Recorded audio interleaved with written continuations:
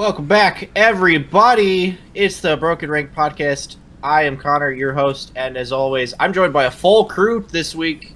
We have Rich eating some beautiful rice right now, smacking his gums, enjoying some nutrition.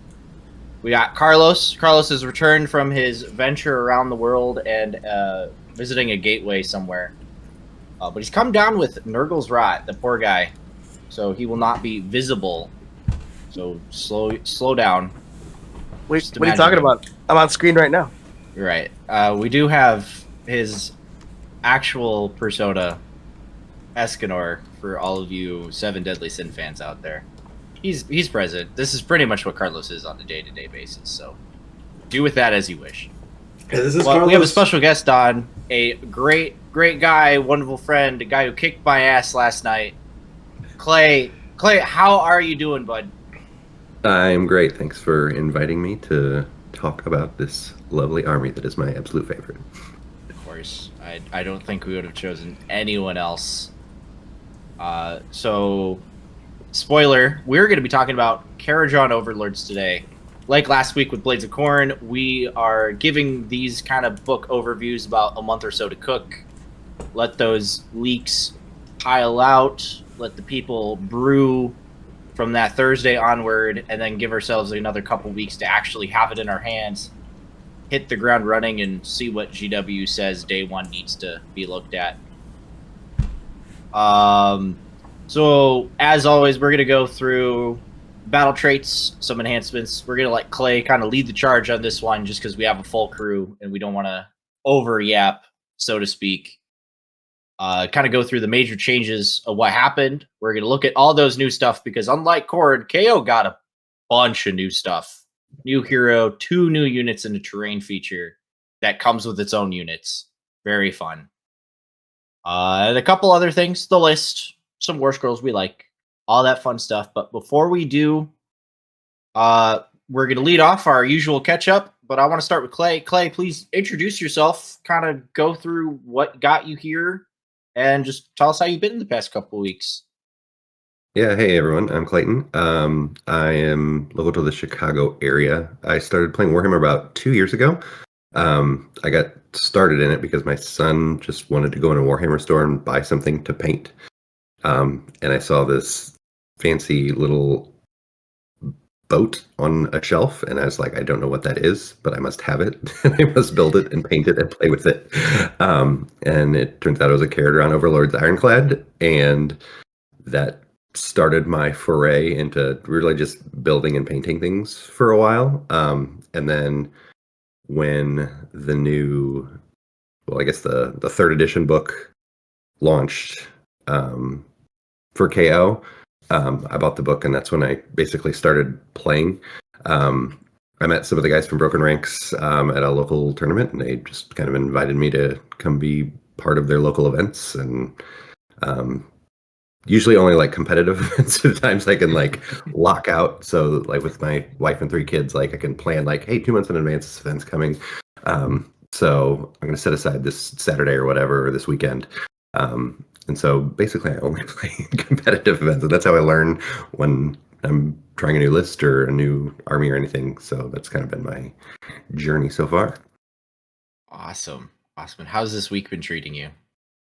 I mean, other than getting sick over the weekend with everybody, it's been pretty good. It was a really fun game playing you last night, Connor. I'm still a little not sure how I won, but because you played well. And I definitely rolled 4 1s when I had multiple opportunities just to roll a 2+, and I needed it too. But yeah, I think you played well, and there were some positioning problems on my end. I will admit. I think had I positioned a couple things better, it would have gone maybe a little differently. I would have been able to be like, let's at least play out our turn 4 instead of just talking through the last 2. Yeah, and I got to no, it was absolutely right. Does that's an ouchie. Yes. So, spoiler, since we'll just kind of roll into me, I got to play Clay with the new KO, and it was a wonderful time. I did lose. It was our league game, 44-65. It was actually very back and forth. Some fun things for both of us. I think outside of you didn't get to res the engines. I think you were always off by one every roll for the little auto engine when it died. But they did things, even if it was just holding stuff up in combat, because if they're not fighting the combat unit, they're gonna live. And some awesome grenade shenanigans was going on. But then I also said, okay, this rune has 7 units I'm going to roll for every turn. Let's play some lottos. And I was chipping away at stuff faster than I thought I would. Yeah. But we'll get more into your particular list you brought later on. Other than that, I've been doing all right. Started a new job that's been exciting. Never really been on the purchase, like procurement side of businesses before, so it's been a fun venture learning that kind of stuff. But all right, Rich, how you doing with that rice, buddy? How you feeling? Good. This rice is good. When it comes to what I've done hobby-wise, I've actually gotten in a couple of games with my WCW list over the past week, and through no connection at all, I've decided to completely change my WCW list as of this morning. So I was playing. That's Count Dooku predicted. Shut up, you. So for everyone who's not sure why Carlos is referencing General Grievous, it's because he predicted that I would switch. Because what happened was for the longest time I was saying I'm going to take IDK. I'm going to take IDK to WCW. I've got this whole list planned out. I played the list a couple of times. I enjoyed it. That's where I'm at. And then I played like one game of Nurgle. And I was like, man, but what if I played Nurgle instead? And then I put up a whole post and like had everyone vote like in the WCW chat, and the Nurgle won by like 2, and I'm like, fine, I'll switch to Nurgle. And then I played 2 games of Nurgle this week, and I hated both of them, and I was just like, I don't want to do this anymore. Not that I hate Nurgle, but just like I was having the worst possible luck, and specifically my Nurgle army has a lot of low dice rolls. Like it's a lot of Plague Drones, a lot of Blight Lords. The Plague Drones can have like a bucket of attacks, but like it's not like a ton, and they die pretty quickly. And so when I roll poorly, I feel it, you know, like when a single Blight Lord is all that I've got left in a unit, and I'm like, all right, well, here's 4 attacks, 3s and 3s, and I roll 4 2s, and I'm just like, cool, there goes all my damage output for this unit, like gone, just into the wind. Yeah. And that happened basically both times. Both times were against Carlos. He played Night Haunt, and then he was messing around with another IDK list as well. And both games were really close. Don't get me wrong. Like, they weren't like, I wasn't like blown out by any stretch of the imagination. I lost the Night Haunt game by 2, could have been 7. And I lost the IDK game by like 11. Yeah. And I got doubled twice in the IDK game by Carlos, like 1 into 2 and 4 into 5. So like I didn't have the best dice rolls anywhere across the board. But having done that, I was like, you know, this Nurgle list it feels bad when it doesn't play well, and like when I don't roll well. And I'd much rather play something that has a better weight of dice to it, which you know. Spoiler alert, 50 Thralls has better weight of dice than my entire Nurgle army. I was about to say, it was like, you know, I'm hearing all this elite infantry, elite cavalry just flopping left and right, and then here Clay and I are sitting, looking at our last game, it's like, we had only infantry.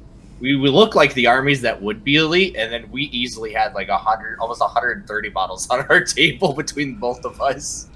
Yeah. So my IDK list has 70 infantry models, 50 Thralls, 20 Reavers.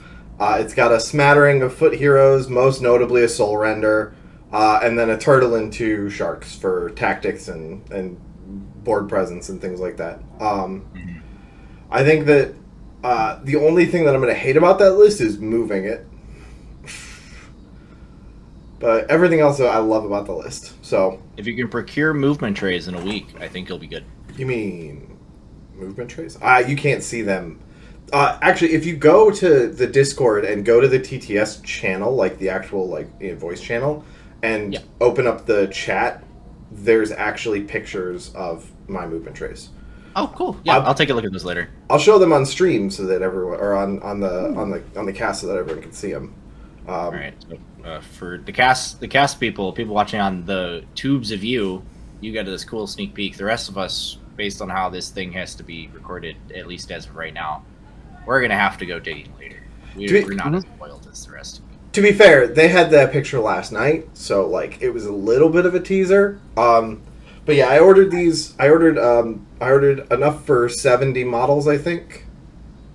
I ordered enough for 70 models. I have I think 14 stacks of 5. And they're really nice. They're 3D printed. They're a nice deep blue. And they're very sturdy. I got them for a decent price on Etsy. It was very nice. Looking forward to seeing them next week. But yeah, Carlos, with minimal pain to yourself, how you doing? I'm hopped up on Theraflu, which is nice. No, I went to Gateway, and it was a blast. I mostly hung out with the above average general guys. Are one of our sister crew. We love them. Went 3-2. I lost to Fanatics from the Gloomspite Gets because I took 30. I took 39 mortal wounds from Fanatics. Yeah, lose is definitely a choice of words that I would use. I felt visceral pain when I read this unit just crashed into me and did 39 to all of my stuff. Wow. It was 20. It was 21 the first time, and then 18 the second time. I was like, all right, well, there goes most of my stuff. There goes my army. But no, it is what it is. It was a learning experience. I think I know how I would engage that the next time. And then round 1, I lost to Stormcast by 1 point. It was that. I heard this. Yeah, my very first game was a loss. He was running the Reclusion Chamber, or Extremist Chamber, whatever it's called. And apparently they can try to shrug off covering fire, which I didn't know about. That's crazy. I do remember this conversation. So for those who are the unawares, they declare step. You pick the unit that you want to use the shoot ability into before you actually do it. So technically, you can point at someone, say, "I'm going to shoot you," and then the Stormcast people on a 4-up say, "No, you're not. You're not. You agree to it. You're like, yeah, no, I don't want to shoot you. Never mind." No, you're not. So, no, I knew that was going to be a rough path to victory for me, and luckily, I followed the path to victory. But 3-up save is a hell of a drug. Yeah, it is. So yeah. So Clayton, I have a question for you. Yeah. When did you join our Discord?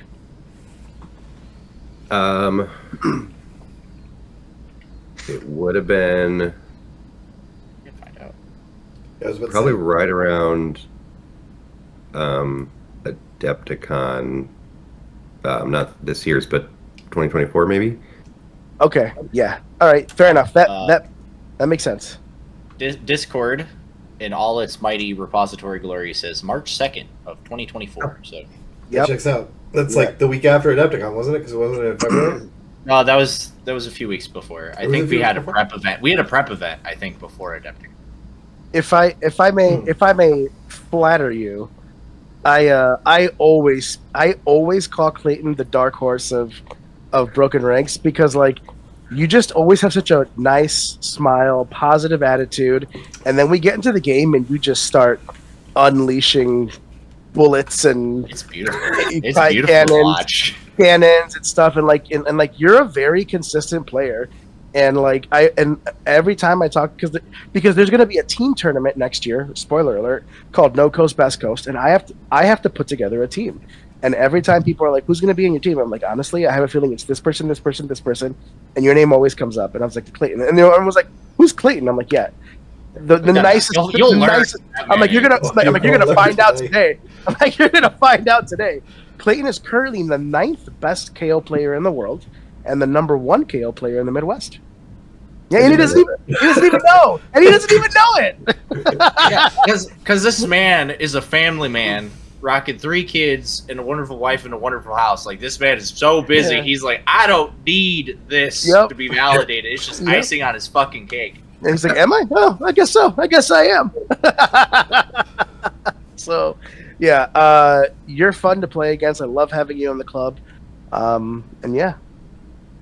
We're super happy you're here, man. Great guy. Always. Alrighty. I think we should let Clayton talk us through some KO stuff. I want to pick this man's brain a bit, let him gush over his favorite faction that he dove headfirst apparently into. He picked the most expensive box this army hands him down. Real quick, Clay, do you have the slides? Yeah, I have them on Okay. my phone next to me, so I can see. Okay, perfect. I just want to make sure you had them, just because I know you guys can't. When I'm switching slides, I know you guys can't see it. So No worries. All right, so let's hit the battle traits first, Clay. And there is a lot I think that changed initially based on what I gathered from the index to here. So kind of walk us through the high level changes and then some of what you like and don't like about it. Yeah, so this is, I think, probably one of the early points of contention when they were teasing the new KO book, because it was either extreme love or extreme hate that Transport Skyfarers was going to change. So I realize it's kind of the last one on the list, but that was always everybody You jump hated around KO. it. For this is visual representative for them. Okay. Talk how you want to. Okay.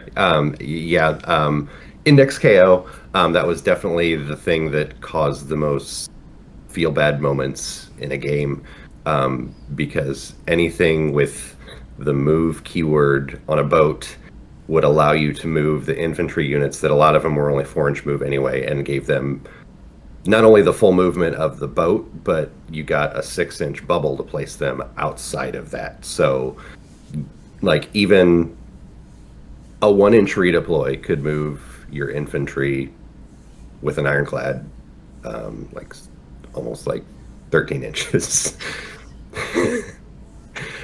So that's gone now, thankfully, and I don't miss it at all.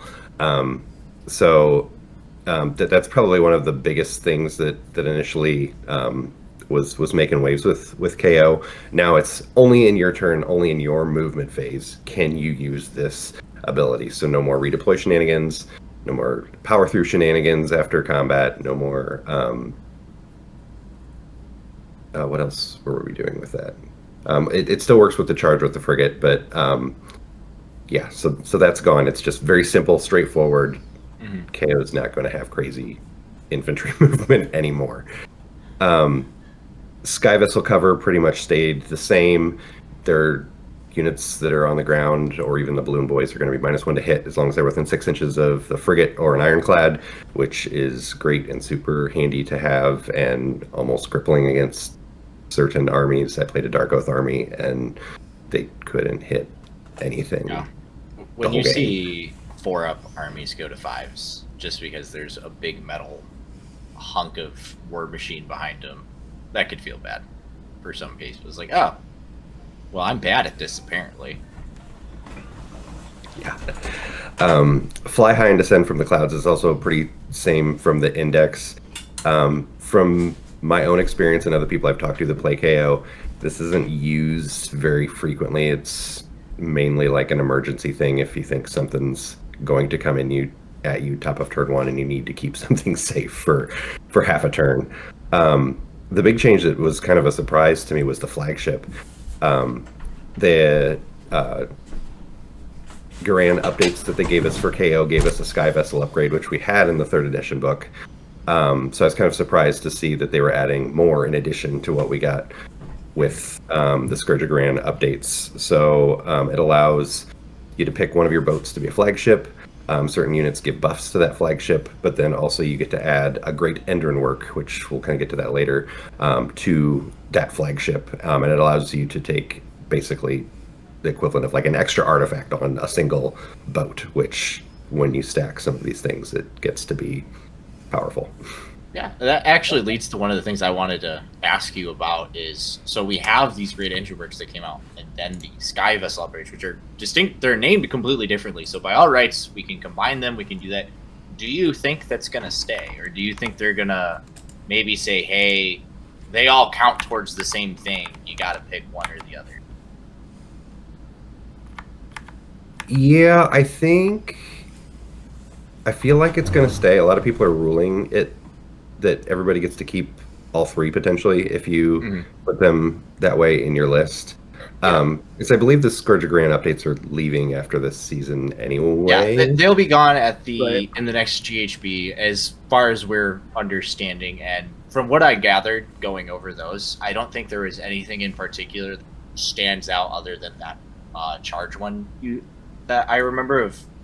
They had back in third. It was roll the dice, do mortals, that kind of thing.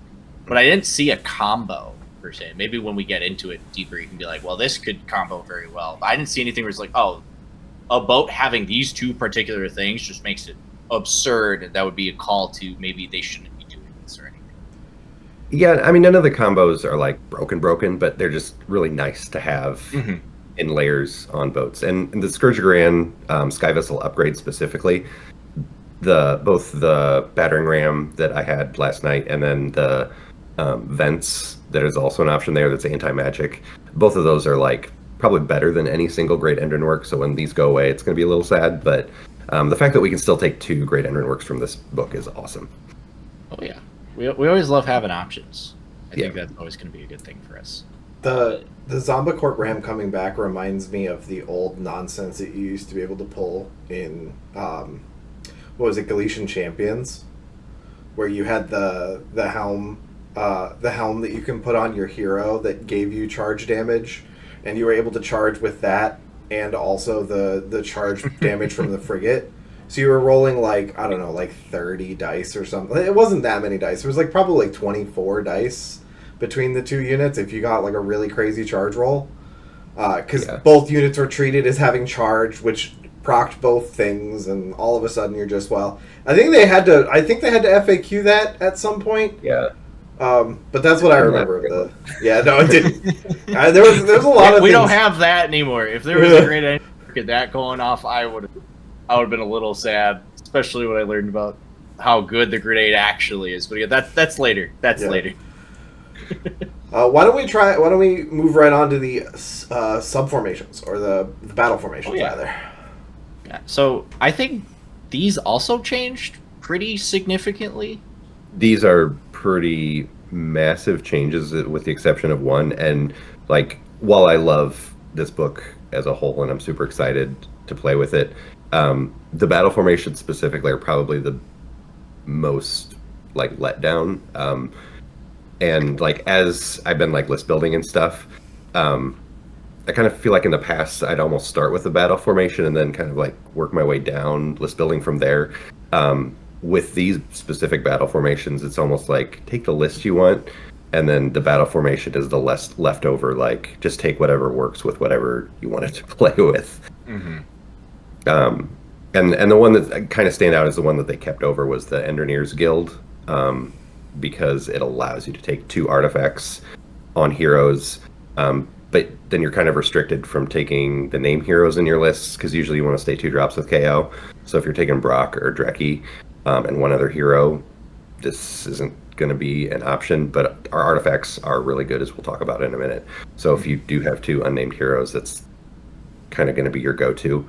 The other ones, if you happen to have the units that are affected by it in your list, it's kind of like, okay, I'll pick that one.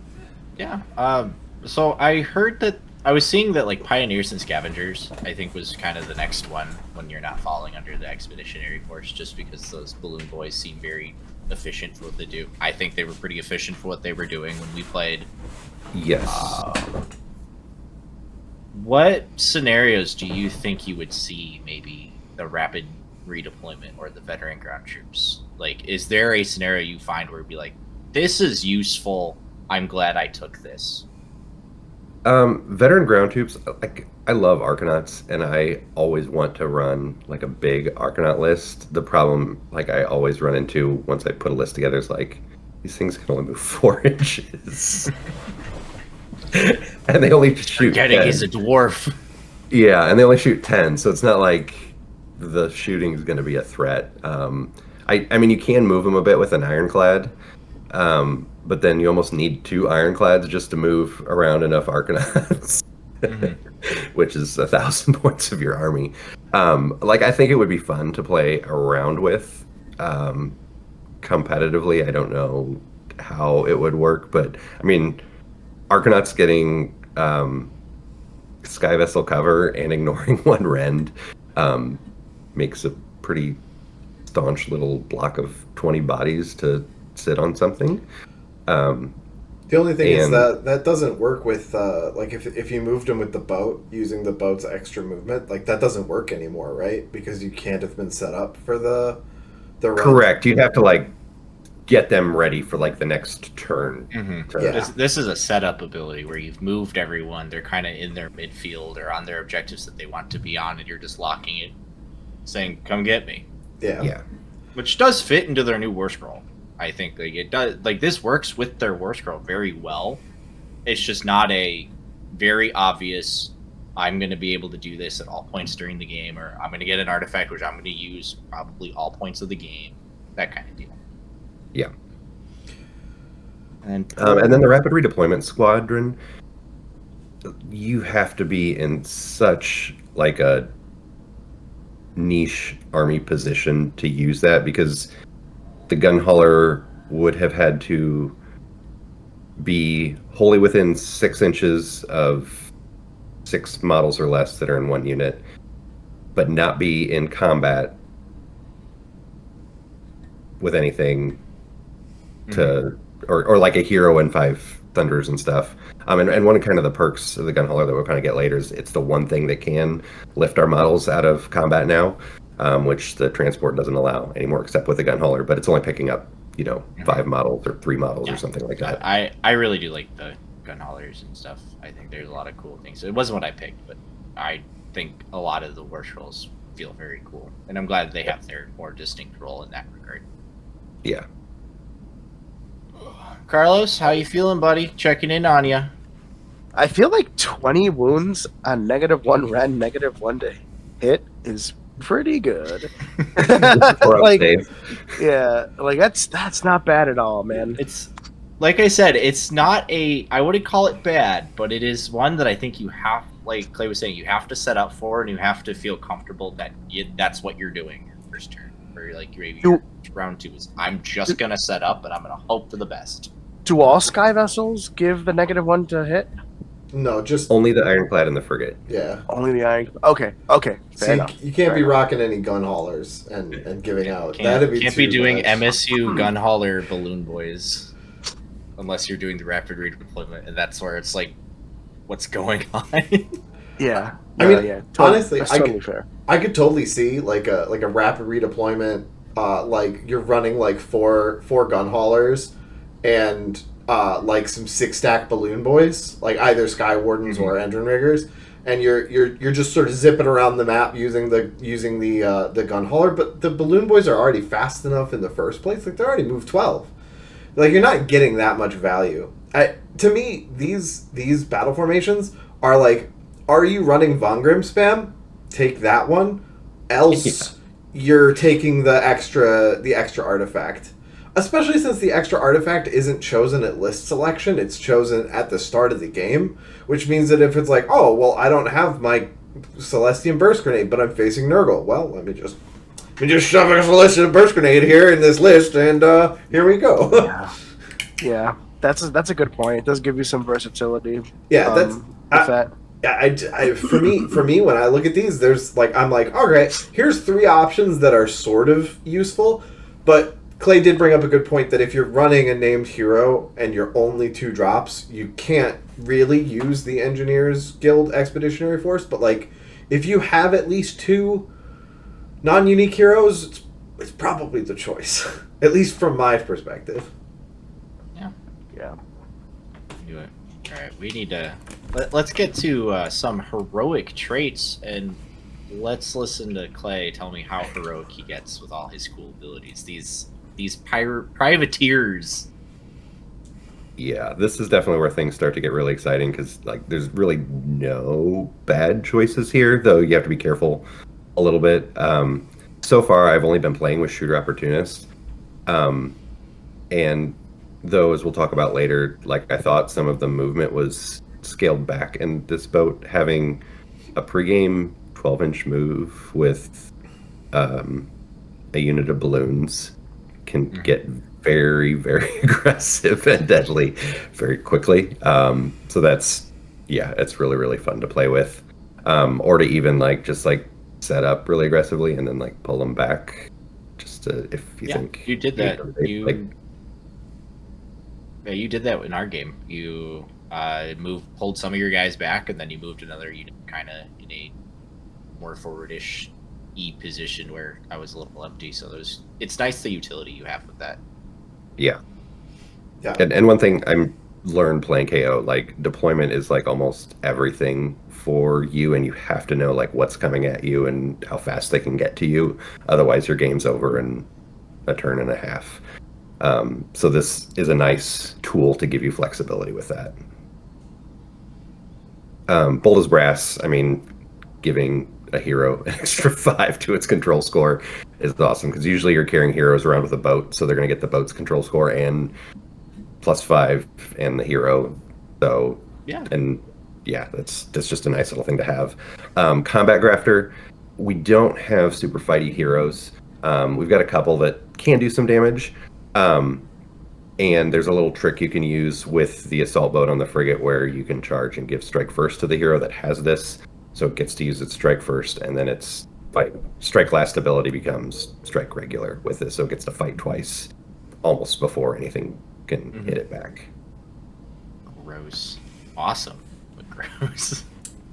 There's also, I think, a combo with Bold as Brass because if you're running a boat, you can also take the extended fuselage, right? Yeah. And get some even more control score, which is going to be great when we're when you're looking at Night Haunt reducing your control score. Let me tell you, I dealt with that Night Haunt reducing your control score on my Nurgle thing.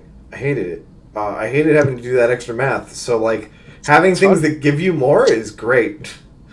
Yeah.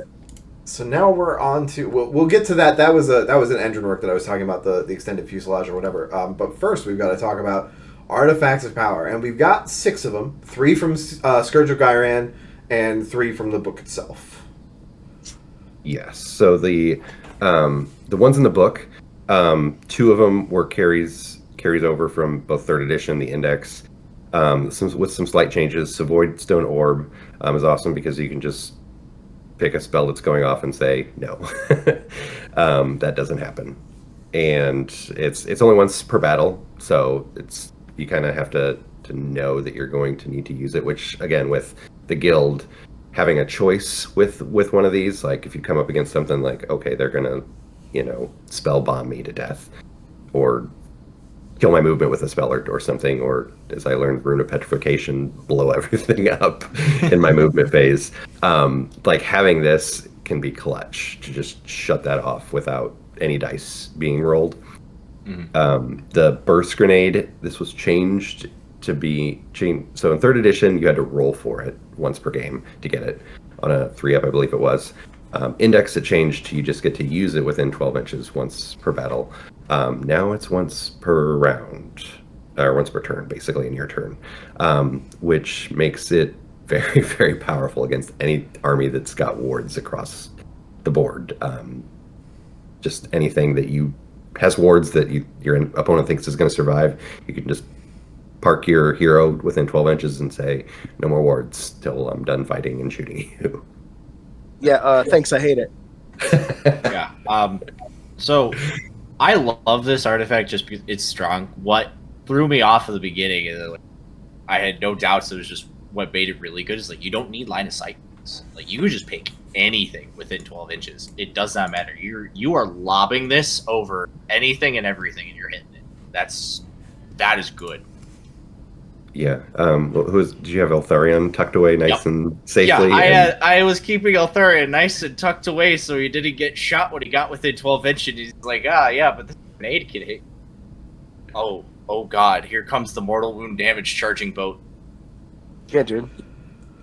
Grenades grenades are addressed to whom it may concern. Yeah. It is. There's a reason Fallout has explosive texture you could go down. I guarantee that burst grenade is going to cost points. Yeah, if it doesn't now, it doesn't now, does it? It will. Here's the kind of thing, though. If KO players are smart, we won't take that in our list, but that'll be our top choice. That's the problem. Is like you don't take it in the list, but then you add it. Free artifacts and you have points. Do you just take the point? What is the free artifacts? Like, how do they address that? Do you have to have points available in your list to fit it? It's gonna be fun to see how they solve that puzzle. Honestly, I think it should go. I almost feel like it should. If they're not going to change its points, I feel like it should go back to once per game. Yeah, I'd be fine with him rolling forward every turn, honestly. I'd rather him get to do it all the time, but he has to... I don't care. I'm fine with him being able to... I was fine with him just doing it right now. This is fine as is. It's cool. It's good. But it doesn't feel mean. It doesn't feel overbearing. To be fair, like, it kind of doesn't. It kind of does. It kind of does when you've got like Rodigus, and you're sitting there like, okay, and then it's like, oh, okay, here's a burst grenade. Clay did this to me in my first game of the Scourge of Gyrad. He turned off Rodagus's wards, and he just went, all right, well, here we go.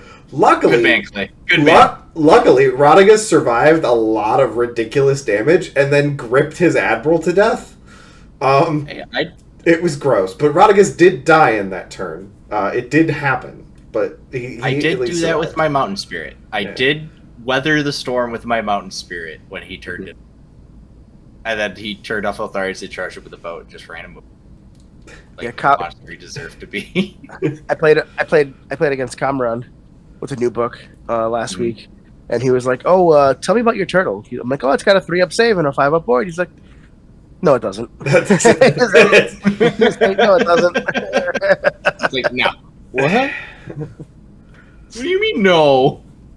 Yeah, the thing I love, I guess, into the Idoneth matchup, particularly with this, is before I felt like you were stuck choosing to go hard after the turtle, whether you could kill it or not, because it's like that's controlling all the wards for everything else around it. Now, if like something else is a little more threatening, you can maybe go after that instead of the turtle, and then maybe try for the turtle later.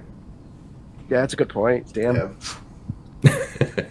You had another artifact in our game that it didn't really come up, but I do like what it does. Because you didn't charge me. You were sitting right there, and I was waiting for it. I tried charging you. You killed the one guy, like the two guys who actually would have charged you the whole game. Yeah, so the artifact with the most awesome name ever, Blazebeard and Sons Bamboozling Flat Gun. Oh, yeah. Basically, if somebody's charging within 12 inches of this hero that has this, I get to pick one of the dice that they roll and roll against it. If it's equal or more, that dice is gone from the charge roll, so their charge roll is only whatever the one dice is left. Oh man, yeah. I feel like this is kind of my go-to for now.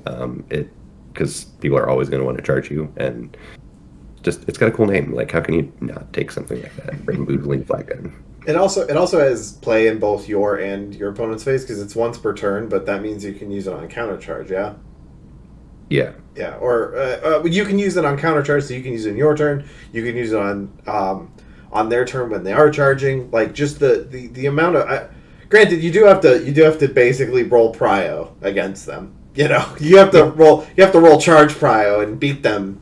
But like the times where it does go off and it's like, oh well, I need a 7. Oh, here's a 1 and a 6. Perfect. And you're just like, cool. How about that 1 though? And they're like, what do you mean? And you're just like, nah, it doesn't matter anymore, dog. It's a 6-inch charge. And they're like, oh. And then they just sort of slink off. Nothing worse than this being in a team game with late guys. saying, no. You can't charge. You can't. What are you talking You about? can't put that out into the world, All right. Connor. You can't just be like, but listen, what if you just combo Nighthaunt Bladegeist and this Blaze Bear? I'm like, get out! Leave! Don't put that in the universe for people We're to the play. Midwest, man. We're all about our fun team events, and that totally is a fun and entertaining scenario. I mean, it's a fun and entertaining scenario for everyone watching except for the people playing. Everyone else gets to go, oh no, that's a dirty combo, and the people that are playing are like, Yeah. I just want to go home. Like, I don't want to be here no more. That's awesome. I hadn't even thought of that, Connor. I might have to steal that for doubles. There we go. Holy Havoc's about to get real messy. No, it's gonna be for Dragonfall. Me and Trevor are partnering up. So you're gonna play Right, there KO we and go. he's gonna play Yeah. Nighthaunt?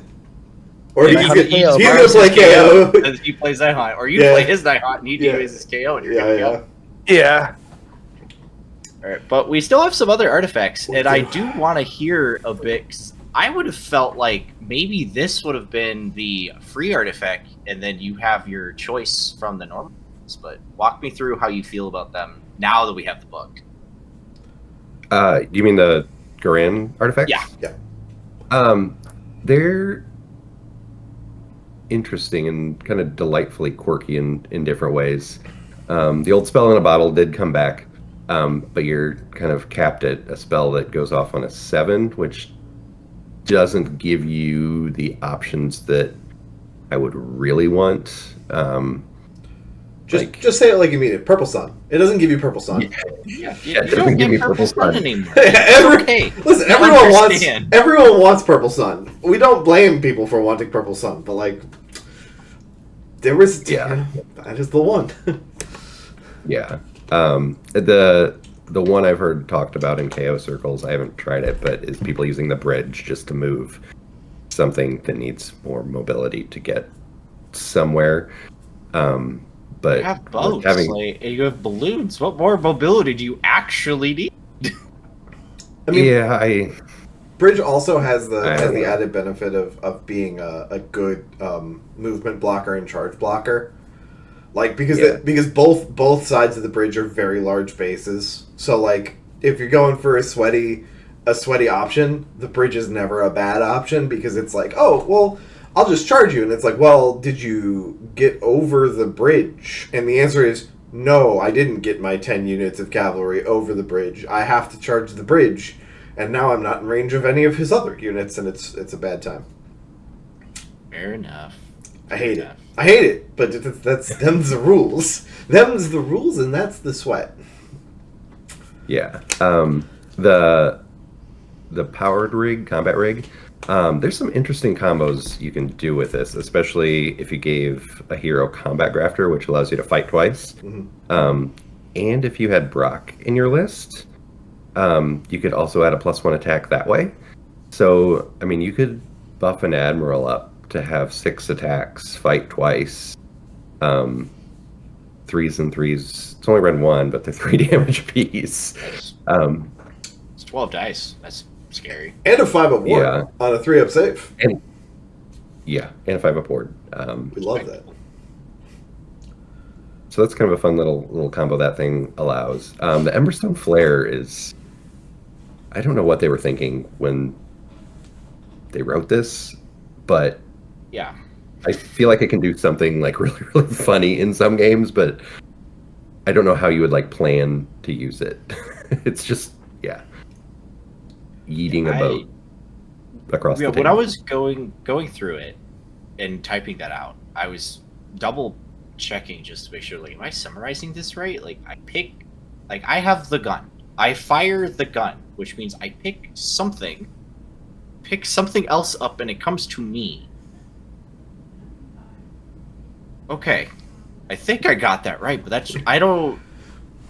Yeah, it's like a reverse boat. Yeah, you're basically calling it. You're basically calling in the Osprey from Helldivers to come pick you up.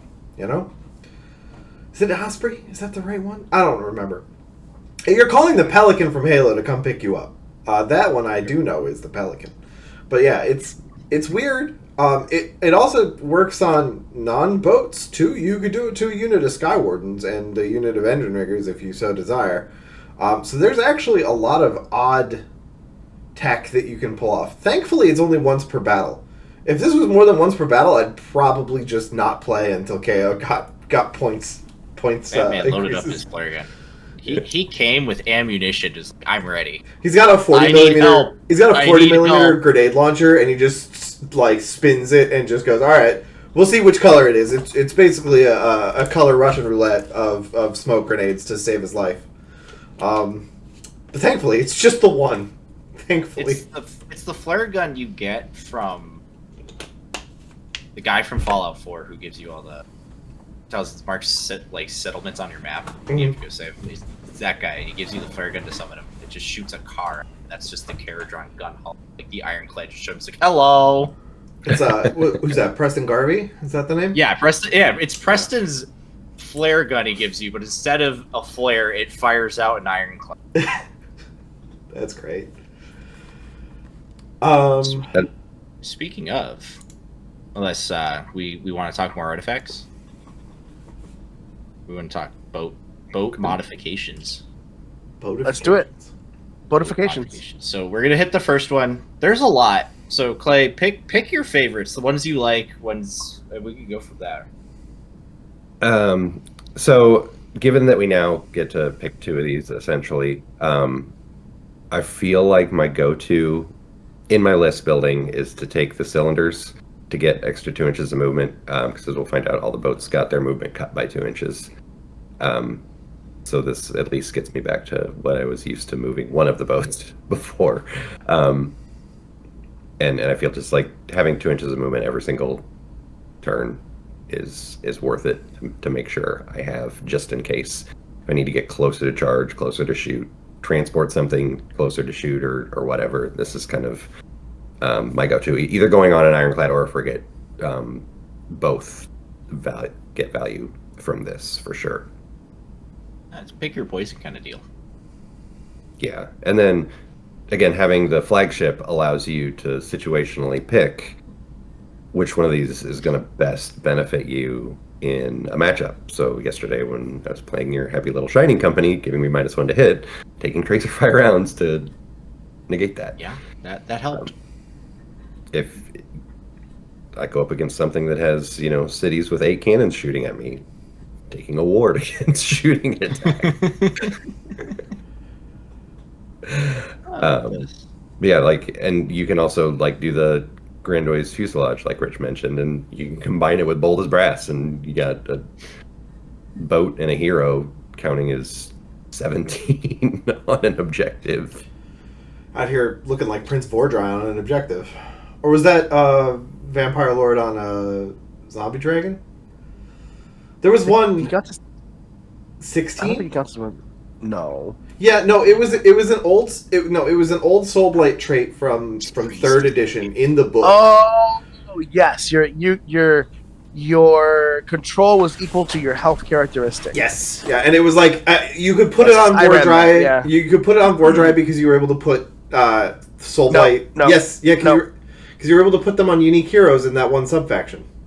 Only Vikros heroes. Oh, okay. So it must have been the zombie dragon. I think their health was 14. So I think it was correct. It's like control score 14. Some nonsense. And Yeah, you're basically just doing that with 2 guys. You're just like, yes, it's just me and my zombie dragon here. That's what I call my ironclad. The only one I don't think is possibly worth it unless something changes with manifestations is the Nullstone Galvanization, because we have other stuff to deal with manifestations right now. You have a good chunk of ways of dealing with them now, I think, with all the new stuff. I think there even is if you don't, you just shoot them. There is some play for like picking that one if you're going into like an IDK list that has the incarnate, because when he summons the tendrils, those tendrils are also going to take D6 damage when they're in combat as well. But like it's so situational that it's definitely not one that you're putting in the list on purpose. You know what I mean? Like it's not the one that you pick for the list. It's one that, you know, sort of ends up being an option to take if you know you're going into it. He could remember his soundboard, or he can just play Moby Dick and shoot the tentacles, crack each other. Just bring Von Grimm's harpooners, and you know, he does. You have the advantage now. It's an unlisted bonus. If you're running harpooners and you're fighting an Ideneth army, you have an advantage. There's no actual rules for it, but the dice will favor you. Believe in your local English novelist, and you'll be fine. Mm-hmm. I think Tracer Fire Round seems pretty powerful. Yeah, just I like the bomb rack. I think the bomb rack's just fun because being able to have that go off on a 3+ against armies that are coming into your big boat, I think that could be really helpful. Yeah, I mean, rolling 10 dice and 3-ups, 2 mortals is an unpleasant experience for your opponent. Hey, I was doing that on 2s with the Blade Lord. Saw exactly. Just being able to do mortals because your friend showed up is pretty nice. Yes. We got apparently we don't have, these aren't great engine works, but we're gonna quickly cover the Sky Vessel upgrades. These are from Scourge of Ghyran? Yes, these are the Scourge of Ghyran ones. This is a completely separate chart, so they fall out of the prospect of what the book supports in there. That's why they reference the Great Engine Works in a lot of their buffing rules, which is where we get the stackable things. So let's hear it. What do we like? We know one thing we like. Yeah, for sure. Battle Ram is kind of my go-to because I usually run frigates and they're always charging. So I'd like to do some bonus mortal wounds while they're doing that. And I've seen people put it on the Ironclad too, especially now that it's got a 2-up save, and then planning on powering through after whatever it charged into probably won't kill it. Roping whatever you crashed in on accident. Yeah, so then it's doing mortal wounds on the way in, mortal wounds on the way out, and then probably, if it's your opponent's turn, next turn covering fire to whatever's left. I played with the repulsor vents a little bit. They're kind of fun, and I played against Zinch equipped with this, and it kind of gave my opponent some pause, and it made him think more selectively about where he's casting his spells. So yeah, it's just a nice thing to have as a defense in an army that is usually just taking every single spell. Mortal wound on the chin. Yeah, every single turn. This is Zinch's like worst nightmare. I feel here's this big ironclad just sitting there saying, "Yeah, on a 4-up, all of my protected, and this is gonna suck for you." Yes. It also counters your other the other 3 major spellcasting gods of Nagash, Teclis, and Croak as well. Now, it's not likely to kill Croak, but like, there's always a chance, you know. You don't even need to try hard to kill this right now. I think that's one of the things I'll be waiting. It's like KO. I think just breathe. Nice. Yeah. They chuck a grenade in for good measure, but he's dead after that. I'm just saying, like, you know, assuming that the spells. To be fair, if Croak decides to pick choose multiple targets that are all within range of this, and the 4-up is rolled every single time, you could probably kill Croak, and that's really unfortunate. Like, you hate to see that. You hate to kill see Croak, or you make his bodyguard real upset. One of the two. Yeah. And the KO playstyle, like, you want to keep everything close to a boat anyway, so almost your whole army is going to be benefiting from this. Okay. The last one is another kind of quirky one, similar to that flare, except you do it with a hero. You just eject them out of combat.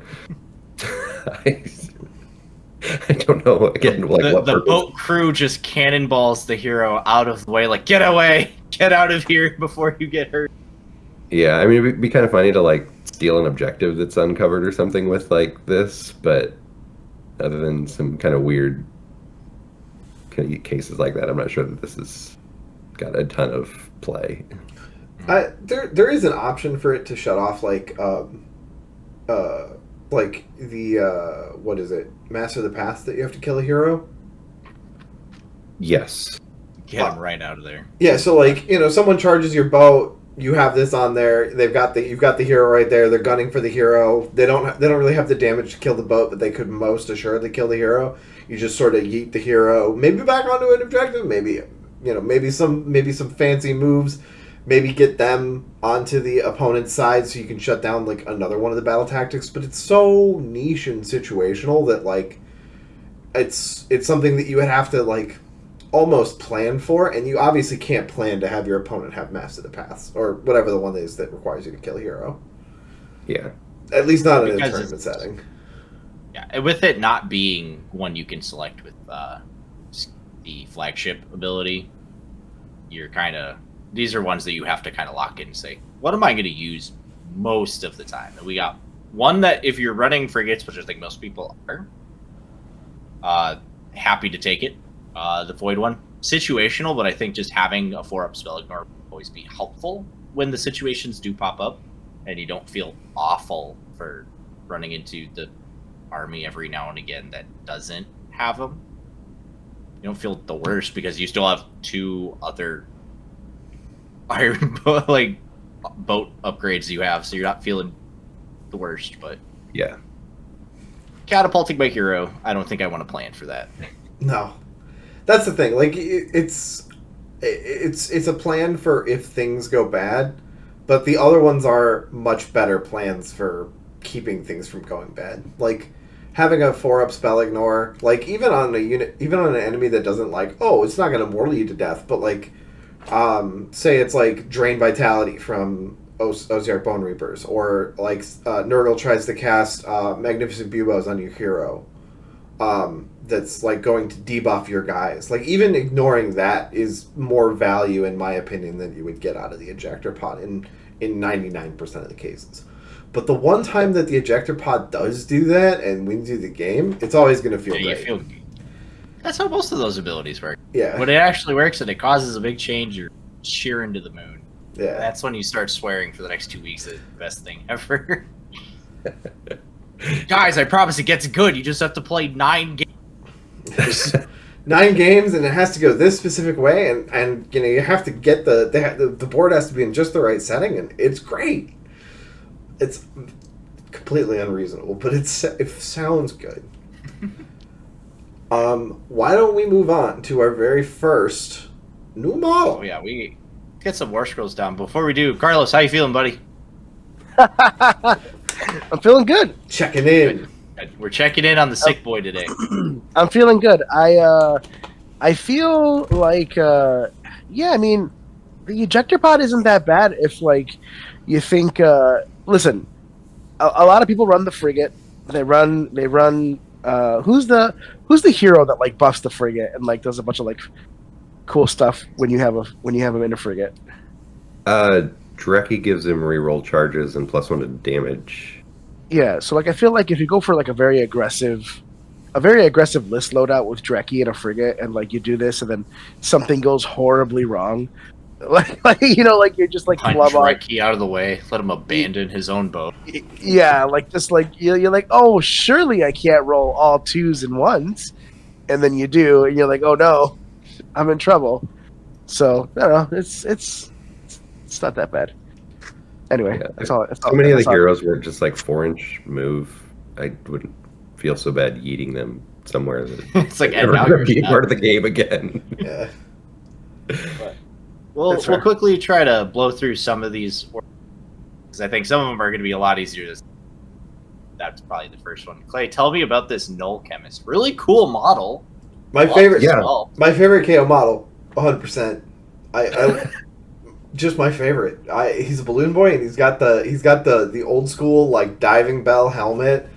It gives great Nautilus vibes. It gives great what's the guys from BioShock, the Big Daddies. Big Daddy, Yeah. Big Daddy. Yes. Yeah. I don't want to imagine a Big Daddy flying at me. Well, now you will. Now you're gonna dream about it tonight, and it's all my fault. All right, Trevor, you better come save me in my dreams, else we're getting a conversation when I wake up. Yeah, this guy's definitely very cool, very unique and flavorful addition to the KO army, for sure. I mean, having 8 health, a 3-up save, and a 12-inch move is awesome for a hero. That's a stat line for most heroes would like die for.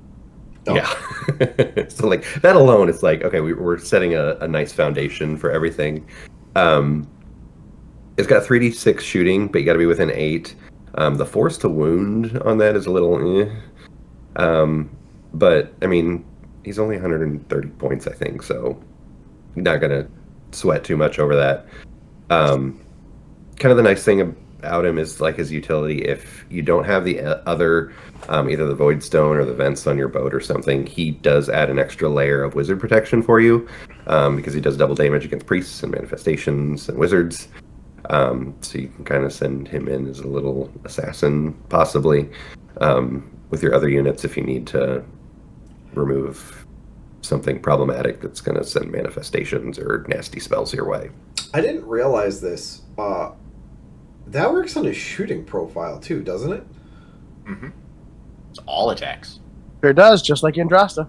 That's gross, man. 3d6. I mean, yeah, they're 2s and 4s, but 3d6 2s and 4s. Ren 1 2 damage into my wizards. This is the greatest Nagash taunter I've ever seen. He's gonna roll up to the guy, stare right up at him, breathing and clamping on him with his little grip. It's like, look, 4 damage, claw.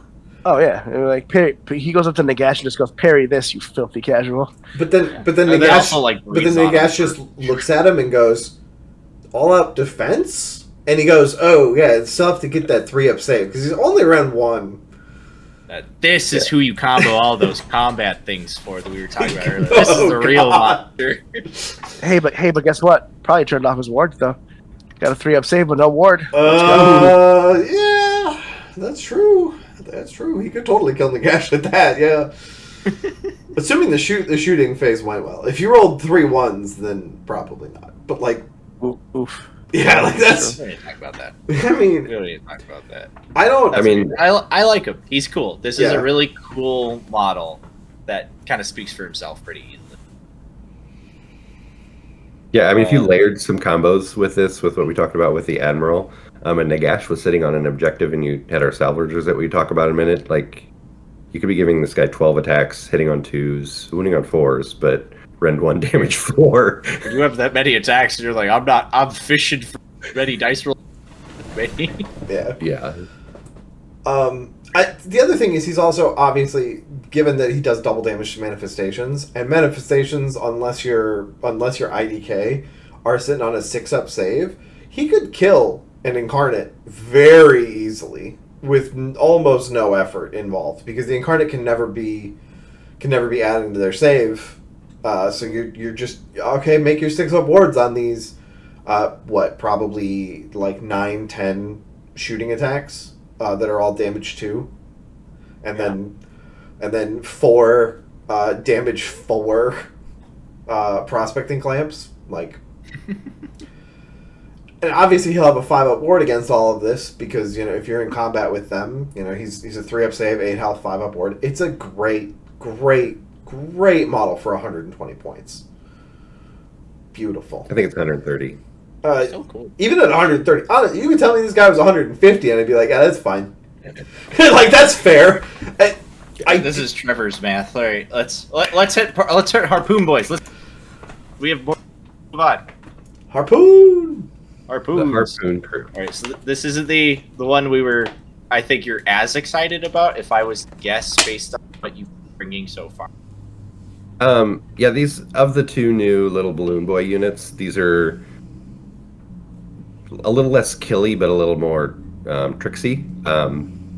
So where they're kind of getting their bonus, first of all, they're fast, so they're moving 12 inches.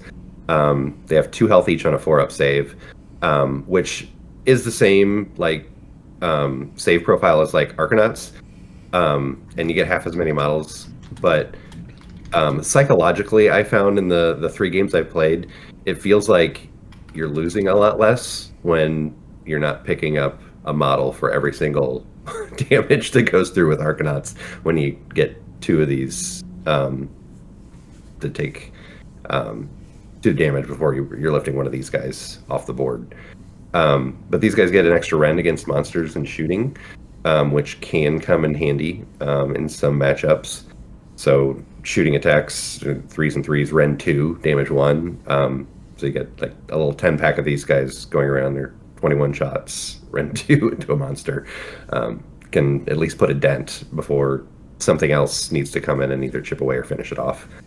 The fun where these guys get is in any combat phase, they get to make a 2d6-inch move, which can put them in a lot of places that you did not expect them to be. I was kind of hoping Connor would like charge me last night with his cow and I'm too cowardly. And I just want to see where they would go, like, but I didn't get to have any fun. Denied that. But yeah, these guys they're interesting. I've only been playing with one unit so far, but yeah, they're a good unit. Yeah, they seem pretty cool. They seem like they're just like they're river blades basically, except you can reinforce these. I think Riverblades are better than these, but it also depends on how many points they are. 100 for 5, I think. Yep. 90 for 5. 90 for 5. So 180 for the 10. So they're you would have 20 points more.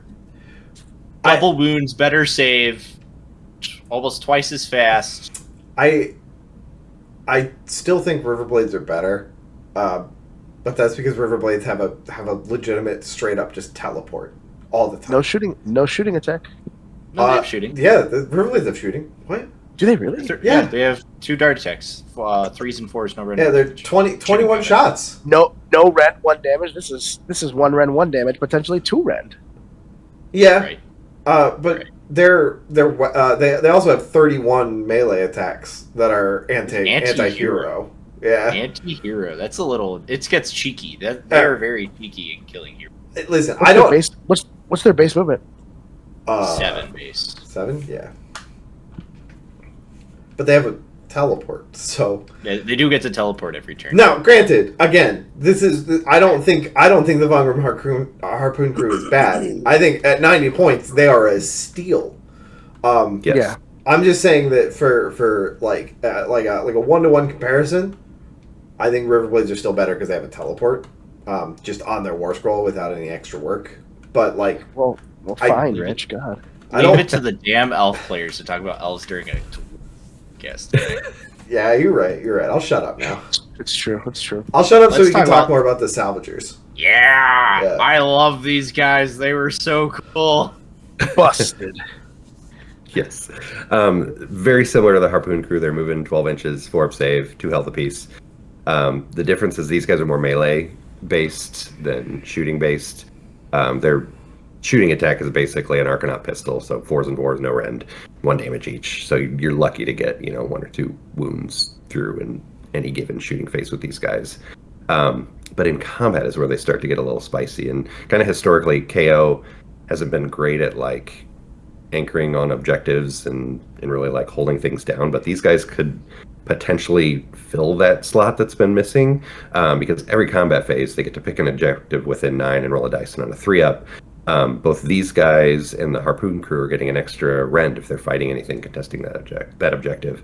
And any other KO unit fighting a unit contesting that objective gets +1 to hit natively. So, I mean, you sending these things in on an objective with like a frigate, giving things strike first, multiple units attacking, like it can start to just really add up. Adding up really fast. Now, We're looking at 30 attacks, 3s and 3s, 2 rend, 1 damage with crit, 2 hits. Jesus Christ. Yeah, sure. Yeah. Take Brock with him. It's 41 At strike first with a frigate. And an extra attack from Brock, you said? Yeah. Yes, it would be 41 attacks in combat. Yeah. Jesus. Just give them the 6 award at this point. You're committing to the bit now. Just hand them the 6 award. They're at it. They're already there. I mean, you do have to be really careful if you're doing that with a frigate, though, because you have to, depending on how the enemy unit is lined up, you have to put the frigate a certain way to angle them all to get the 3-inch pile in, so they're all in combat. Sure. I mean, this feels really strong, especially since it's any combat phase and it's not restricted to the number of it's not restricted to once per turn, so like you could have multiple bites at the apple if you have 3 units of Von Grimm Salvagers. I can see why people like these a lot. Like, the Spotter's Flare Gun is such a great ability. Please tell me these guys are at least 100 points. They are exactly 100 points for 5. Yeah. Okay, they should be a lot more than 100 points for 100. They should be a lot more than 100 points with that kind of ability sitting on them, but it does go off on a 3-up, so there is the chance to roll and fail. That's probably why they're not pointed as aggressively. But like, they're real fucking good. Yeah. Very, very, very good point out, Rich. And I apologize. Apparently, I've been misnaming him today. It's been the name of my game all day today, misnaming people left and right. So I apologize to everyone, okay, including Rich. It's okay. I understand. All right. So now that we've talked about the salvagers, we can talk about what's probably the coolest piece of faction terrain that exists in this game. I don't know, just be honest. Check that Shrine Luminar out. Here comes the Children dock. And I broke this up into 2 parts. So we'll talk about the dock as a whole, and then we'll talk about the things he comes with. Yes, of the 2 parts, the latter is going to be my favorite. But yeah, definitely this piece just adds something that's long been missing from KO that I've been wanting to have. Just adds something to us. Like, everybody's always setting up faction terrain in that step of deployment, and it's like, I'm just going to sit here and wait. Much like most hero phases, I do nothing and wait for my opponent to do it. But yeah, it's just this is basically a chance to heal your boats extra every single turn. It, as we'll see, has little drones that can be regenerated if they are removed or die on the battlefield every single turn. And in certain army lists with like the Army of Renown, it gives like extra bonuses and stuff. This is, yeah, it's got 10 health on a 3-up save, so it's got some staying power. Like, I mean, if you send a real hammer into it, it's gonna be gone. But it's, yeah, nice to have. I know last night as Connor was chipping away at the health on my Ironclad, I'm like, how can I get back to the dock as soon as possible to get the health? It was hungry. It wanted Ironclad. No, I like that it's another healing piece that you have.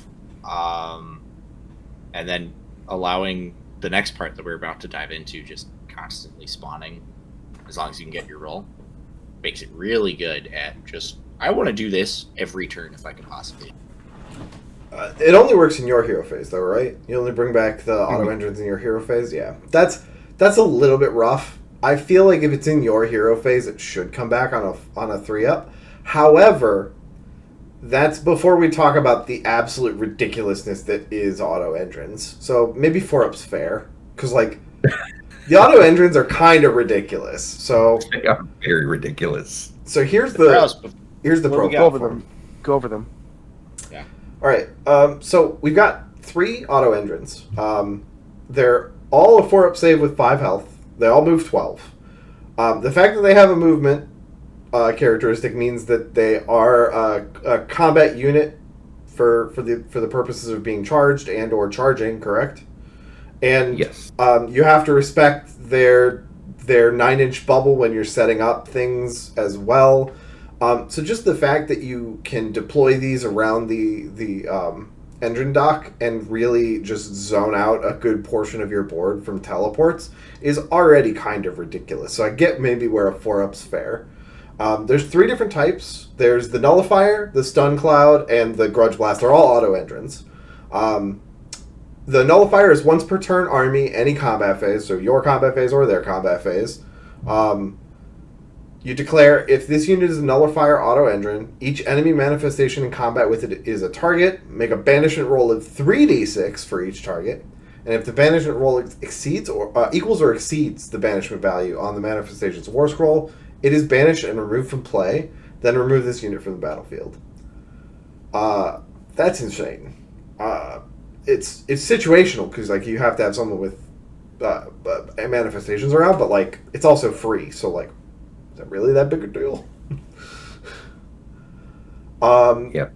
And then we've got the Stun Cloud, which is if this unit is a Stun Cloud auto engine, this is also once per turn army, any combat phase. Each enemy unit in combat with it is a target. Roll a dice for each target. If the roll is equal to or lower than the target's health characteristic, subtract 10 from the control score of that target for the rest of the turn. Then remove this unit from the battlefield.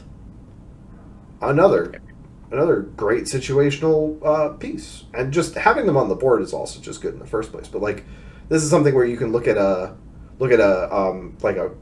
Soggy Rodriguez who's got 10 control score and be like, sorry buddy, were you planning on controlling that?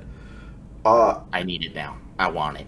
And you're rolling lower than their health. So things that have 10 control score are all going to have a lot of health anyway. So it's almost an auto in that regard.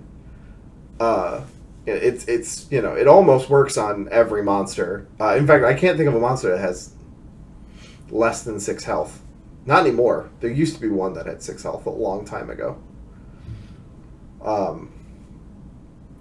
But that's neither here nor there. The last one is the Grudge Blast Auto Engine.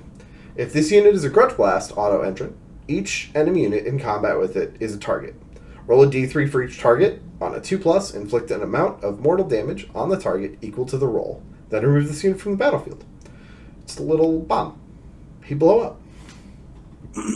I think that's absolutely super thematic. When I was going up against Kamran, right, we were kind of like laughing about it, like, oh, this is, this one could argue that this is 2 forces in the air fighting, because they are, right?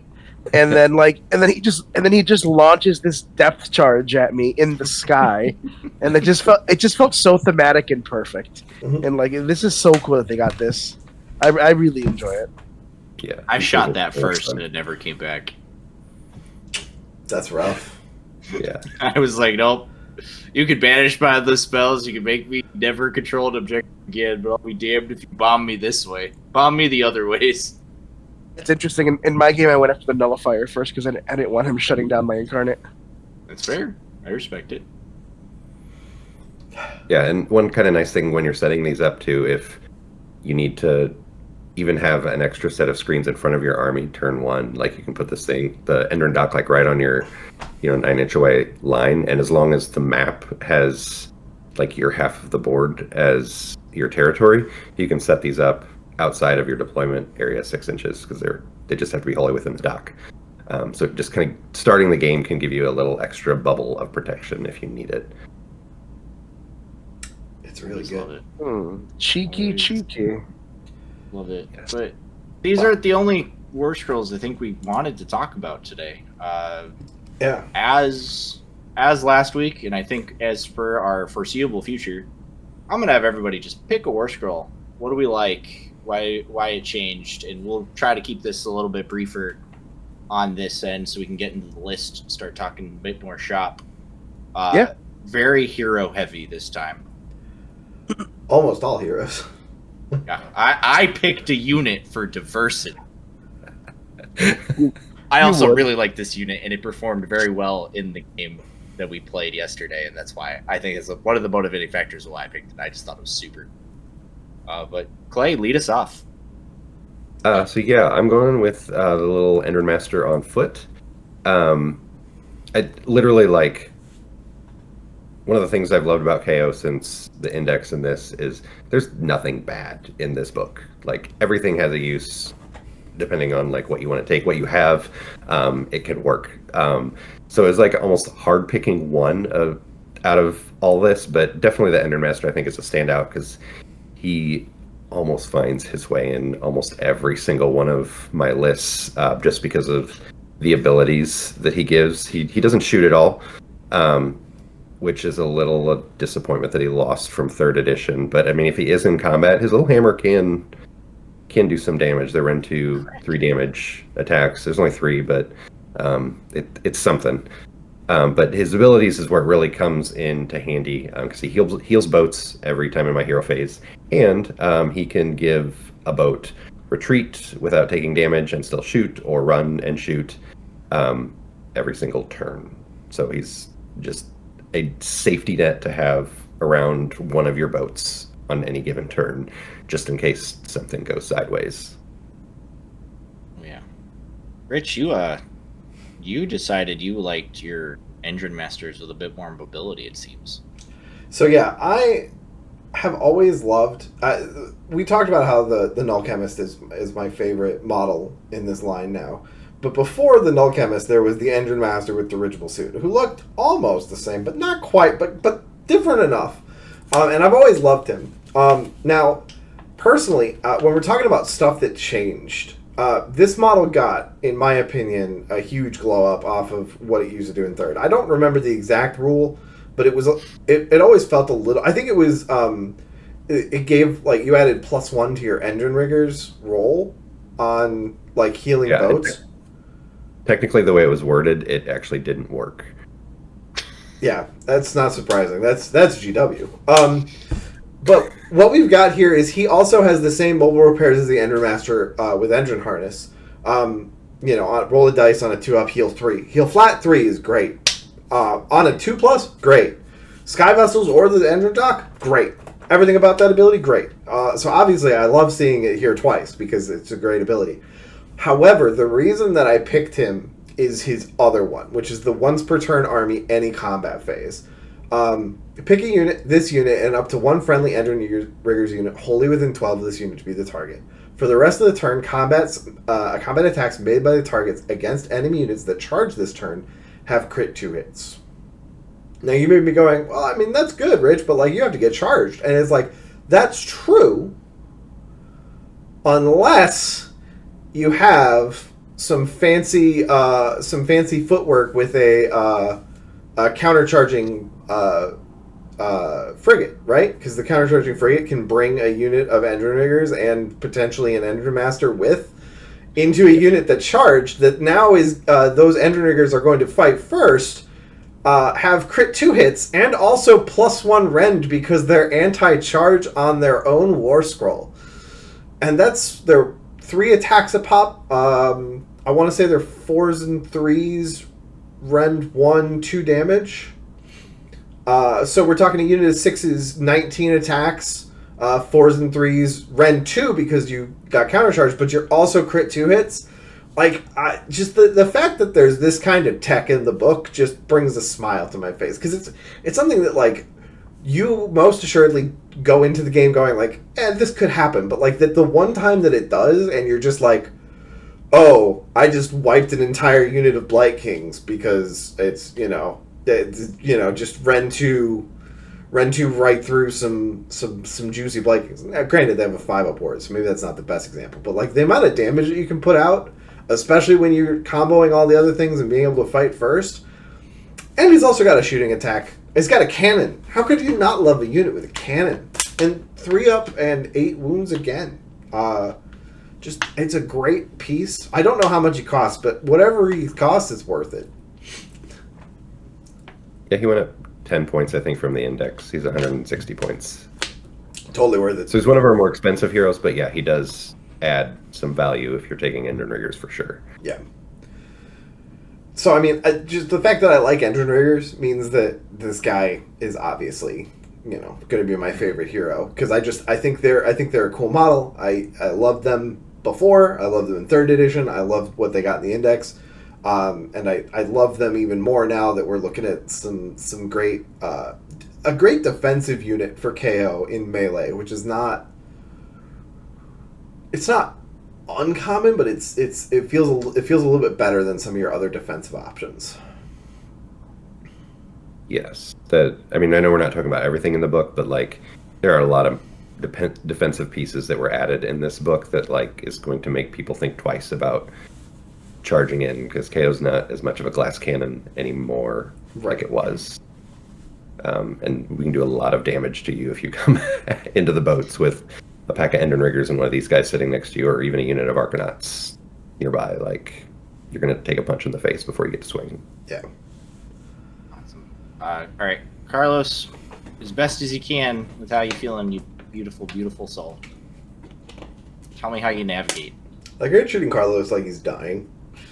Yeah, I am. You're just like, listen, man, whatever you can put forward. He wasn't feeling well enough to actually go into the office. I'm going to treat I know.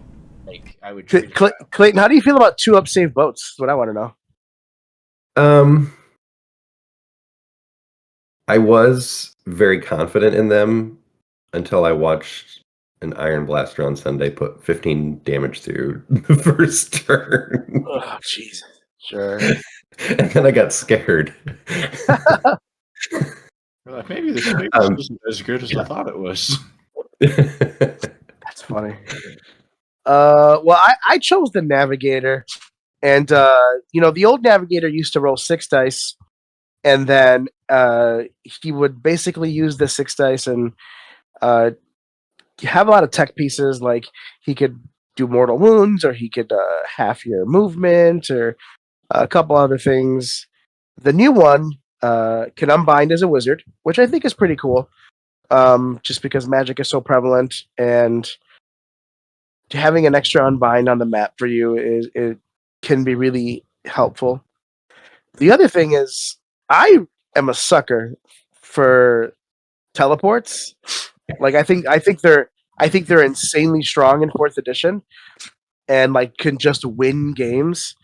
And so, granted, like sky vessels are pretty fast, right? But not that fast. 10 inches is respectable, but it's not just going to zoom you anywhere you want to go. So the fact that the navigator can just be like, "Hey, man, me and this boat, we're going to be all the way over here, and like, we're going to go score some tactics." I think is pretty useful, because there's a lot of tactics right now that say, "Hey, like, you need to be in 3 edges of the board or 4 quarters of the board," and like, so the fact that you just have another option for teleporting not only the boat but the navigator with it, I think is pretty strong, and that's why I like it. It makes me feel like Sky Fly High is back in a weird way. There are some cheeky little combos that this guy can do too. We talked about the little flare gun artifact that you can give to a hero. He can yeet a boat somewhere from across the table to him, and then he can teleport with that somewhere else. Oh, afterwards. Nice. Yeah, there you go. Hey, he called for a pickup. He's like, taxi! Hey, Fohammer. I didn't know you make deliveries. Oh no. Oh, our motto, Chief. We always deliver.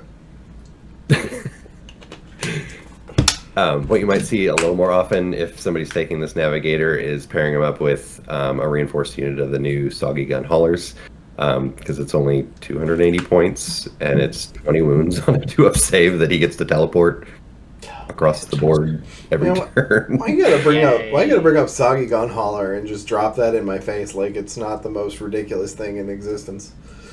They're so good. I'm jealous. Alright, I will wrap us up really fast because this War Scroll itself didn't change a whole lot. The 3-up armor, I think, is the biggest shift for Skyward. Them going to its impactful for them in a lot of ways, made them durable. And their Sky Pikes becoming damage 3, I think, is really cool. That's a really nice addition for them. But their claim to fame I think it stayed relatively the same, but it is the part that I like most about them, is they pretty much have a inbuilt power through for everybody. That's so good. You can do so much with that. Yes. And now they just live and can hit hard. What's not to like about them? Yeah. Before you had to keep them right next to the boat for the extra protection. Now they can kind of go off on their little side quests, and with a 3-up save, they're a little more protected on their own. Yeah, and it's also end of any turn, so it works in both your opponent's phase, your phase. You can charge in and then do some retreats. You can also get charged, survive because you're a 3-up save with 2 wounds a model, and then do some retreats. You don't take any mortal damage. You deal mortal damage. The only downside is a dirty D3, so you gotta roll better than a 2. But is that really that big a deal? I don't think so. You gotta have some kind of trade-off when everyone gets to power. You're not wrong. All right, you're not wrong. I honestly think it's probably one of the strongest abilities in the book is the time charges, and I feel like that's been one of their strongest combat abilities just forever, because they've had time charges since 3rd edition. I remember that happened to me in my first in one of my like first tournaments that I was playing, or the only tournament that I played OBR, which was a team tournament in Carlos. Where were we? Kansas City. Oh, Carlos is dead. Oh no. You see why I was treating him that way? No, It wasn't the Cataclysm GT. no. Doubles GT. No. It was the four player one. The one that we went. Oh yes, that was Kansas City. Yeah, it was Kansas City. Yeah. That happened to me in Kansas City. I charged with a unit of Cavalos Death Riders and was like, "Cool, I killed a frigate." And then he's like, "All right, well, these guys are just going to peace out." And I'm like, "What?" And then he was like, "Yeah, they're just leaving." I'm like, "What do you mean they're just leaving? Where are they going?" Nice. We talked about it, and he didn't know that I didn't know the rules, so I think he actually let me move my Cavalos Death Riders a little bit back so that they wouldn't get the free redeploy away. But like, it was just one of those moments where I'm like, "That's insane! That ability's cracked." It's still there, still good. There have been a couple occasions where that's won me a game because I've been able to just put them on an objective or near a piece of terrain or something that the opponent wasn't expecting and cost them the game. Oh yeah. They also used to have a weird grapple hook ability too, didn't they? Yeah, that was, I think, their second edition. Yeah, it was tied to a gun, I think, too. Like, Yeah. take- If you had the gun, Yeah, I think they had both. Like the boats could grapple them, and then they had a shooting. It was the harpoon launchers. Yeah, that they could just attach to terrain or something and fly across the board. Yeah. Okay. Wild shenanigans. KO's always been full of wild movement shenanigans. Yes. Alrighty, we got one last one, and this is where Clay's going to shine the most. Clay, regale us for about, let's call it the last like 10 minutes, 15 minutes or so. Let's talk your list. I want to hear this because I love playing it. This was so cool. So the list I had been playing right before we got our new book was 24 balloons, and that list still fits. It's still viable. It can work. For most of 4th edition, I've been playing a pretty like mixed KO list, and so I kind of went back to that. I wanted to try the new units. So the Admiral's my general. I started off giving him, I guess, starting with my faction. We've got the Engineers Guild so that I can give extra artifacts to both of my heroes. The artifact I gave my general is the flat gun, because I fully expect to get charged and use that almost every game. And right now I'm using the Shrewd Opportunist, so I have that pre-game move, again, just some flexibility depending on deployment and what's coming at me, and if I need to like sneaky tag an objective or something like that, or put up a screen. It covers a multitude of my sins early on in the game. And then the frigate with 12 Sky Wardens with it. That's just kind of been a KO staple. Like, you charge the thing around with balloons and strike firsts, and they kill almost anything they charge into that they don't have their strike first negated. Like, you got to be careful with some units that can negate that, or like Ushuran or something that just shuts everything off and then smashes first. And then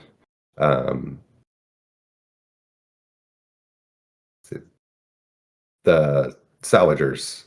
So total, I've got 2 blocks of 10 of those guys. I'm not using the transportability hardly at all anymore with KO, just because all of my units, other than heroes, all my units move 12 inches, so they're scooting around. They're screening in combination with the little auto endurance that move 12 inches as well. I just kind of have like a little moving flying castle bubble that semi-blocks movement and the ability of my opponent to get into me. I played against Catacross on Sunday, and he got, I think, a 13 or 14 inch charge off, and it was going to come into my Ironclad, but the auto endurance were only 4 inches apart, and he doesn't have fly, so he can't move through them. It stopped him like 8 inches away from the ironclad. So yeah, just having all this like extra movement to keep screens out, to keep things that I need to have protected is great with all these new salvager units and the auto endrins. And then kind of the heart of that castle is the Endrin Master with the ironclad. The Admiral buffs him, gives him extra attacks every shooting phase, lets him re-roll one attack. I'm usually making the ironclad my flagship so that I can give it some piece of utility to help me in the battle. Last night against Lumineth, it was tracer fire rounds, so I wouldn't have to worry about the -1 to hit. If I think I'm going to be able to like fly over things a lot, I might give it extra bombs.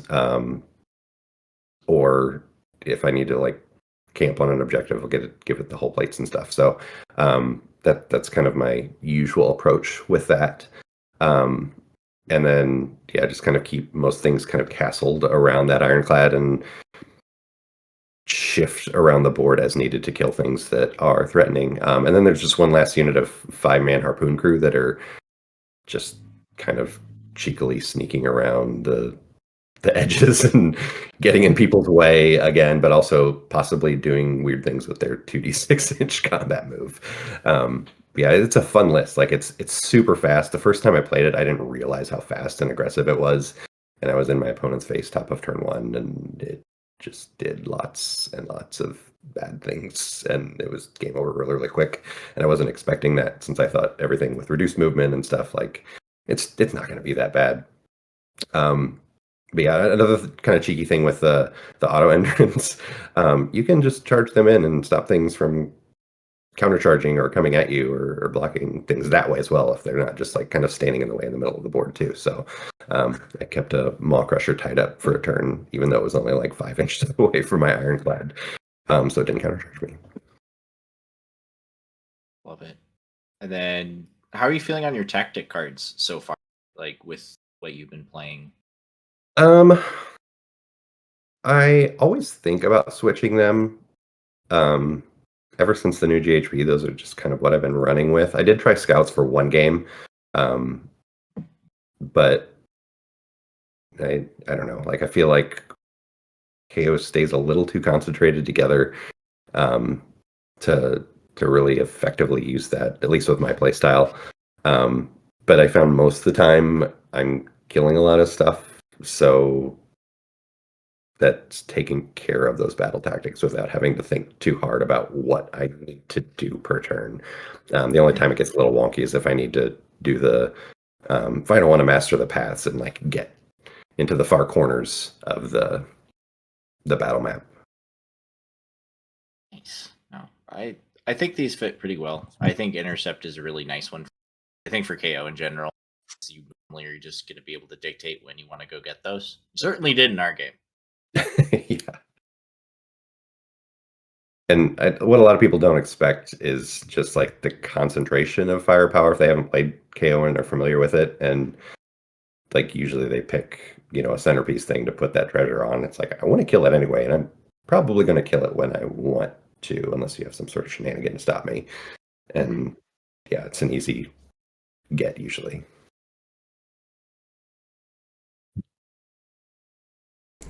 What we thinking, boys? So you can, man, I just thought of something. I mean, I think you kind of said it. Correct me if I'm wrong. So you can charge something in with the Harpoon crew, right? It can't countercharge now, and then you can just roll 2d6 and be like, "Bye, I'm out of here now." But you have to end the combat with something else. Yes. Oh, that's nasty. Yep. That's annoying. We even talked about that during our games. You could just charge something and then roll your 2d6 to see if you could just get to where you really wanted to go. Maybe 2d6 isn't enough to get you there initially. Yeah. I mean, basically, it gives you a whole extra flying charge in the combat phase. Like, it's really good. Yeah, it's good. Let me ask you this, Quentin. Now that you've played with the new book compared to the old book, objectively speaking, do you think the current book is undercosted? And if so, what percentage would you say it's undercosted by? Do you mean units undercosted? Yeah, like the book as a whole. A lot of doomsayers are We don't like banning those. KO from tournaments right now because they're saying, "Oh, they're undercosted. The whole book needs to go up by like 30%." And I'm like, let me talk to someone who knows what they're doing. Are we trying to get controversial in here? Yeah, we're not sponsored enough yet to do that. So there are definitely undercosted units. I wouldn't say the whole book is at all. One I think pretty fair comparison you could make is a unit of Sky Wardens and a unit of Prosecutors. They're 150. Sky Wardens are 120. Wow. And I mean, Prosecutors get 3d6 charge. Sky Wardens, get the free mortal wound retreat. Well, not free, but like you got to roll for it. They get 24. They get like 24-inch move. It's kind of the same thing. Yeah. So I mean, there's a 30-point difference in just that 3-man unit. So Sky Wardens probably need to be balanced a little better for sure. The new guys, Salvagers for sure at 100 points, they can do a lot of damage if they're fighting on objectives, and they get their little flare ability off. The Harpoon crew probably same. 90 points is crazy cheap. The boats I'm kind of mixed on because they're still killy.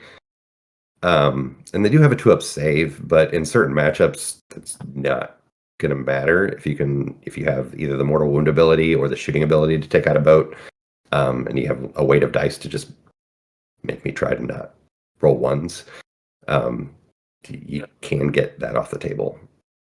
Yeah, that's fair. Most of the heroes are probably okay, I think. Okay.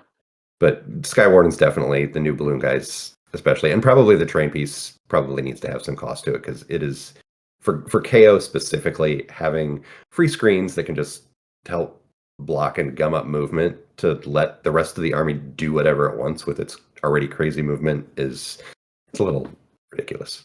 And then also, like, as Carlos picked the one character that I think is like, I think the Aetheric Navigator has always been, and maybe he still is the cheapest character you guys have, and he's the one who can move.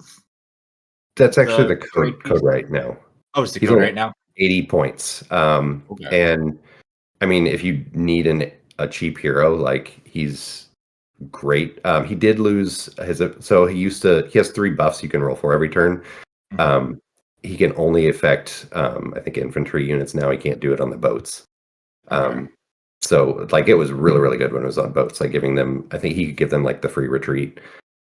He gave them +2 to their control score or something like that. It was really, really kind of overpowered for an 80-point unit back in the index. But it's still good for infantry units if you need that and only have space for 80 points.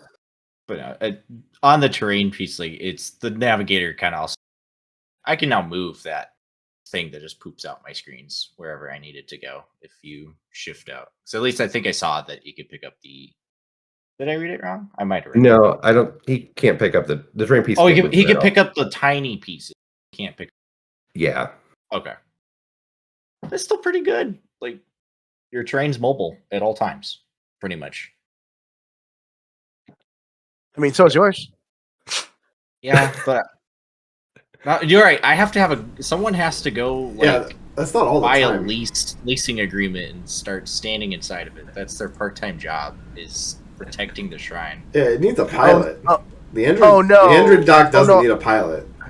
Oh no! I gotta be in here and increase my aura range. Oh, life's hard. No, it doesn't do that anymore. It's true. Clay got a mouthful of that, and he did spend, I think, the majority of the rest of the game punching my terrain piece a little bit.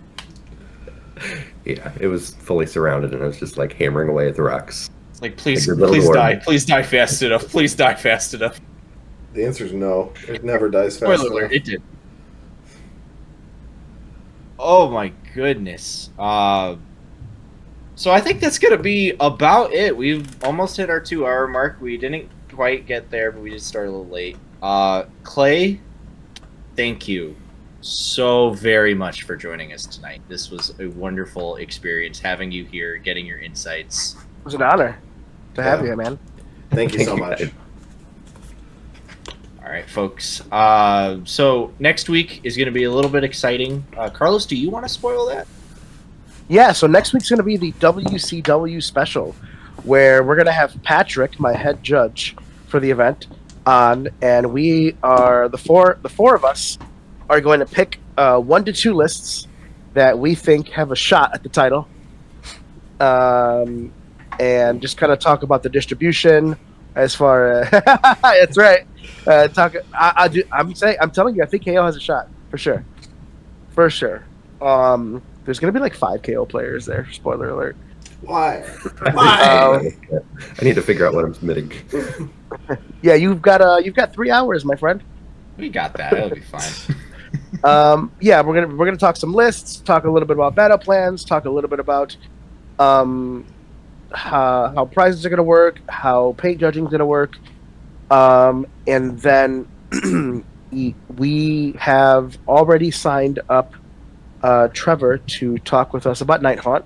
That'll either be next week or the week after, depending on our schedules. For sure, the WCW episode. And then the week after that will be Alex K to talk about Flesh Eater Courts. And if spoilers come along the way that I'm feeling they are, we may have some other mechanically inclined, range inclined short kings to talk about. And if we can steal Clay on, and then he and I can gush over. I suspect we'll have a roadmap to talk about after WCW. I see Nova giving us one. Nova. Yeah, Nova's going to give us a roadmap for sure. All right. Is there anything else we want to hit before we sign off today, guys? There's 3 tickets left for WCW. We had a couple drops, so if you know somebody, come hang out. Come hang out. It's gonna be good. We apparently have a cash bar. If that entices you.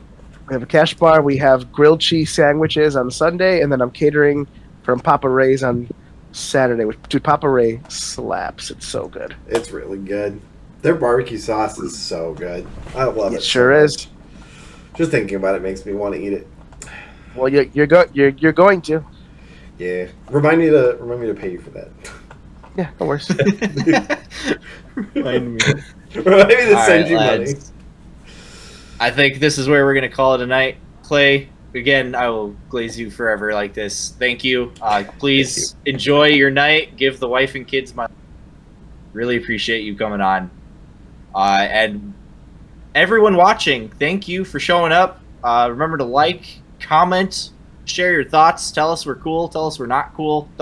We'll respond. We probably earned it. Share with your friends. Subscribe. Hit that pretty little bell. Do all the fun YouTube stuff. But until next time, stay short and stay pretty. We love you guys. Hey.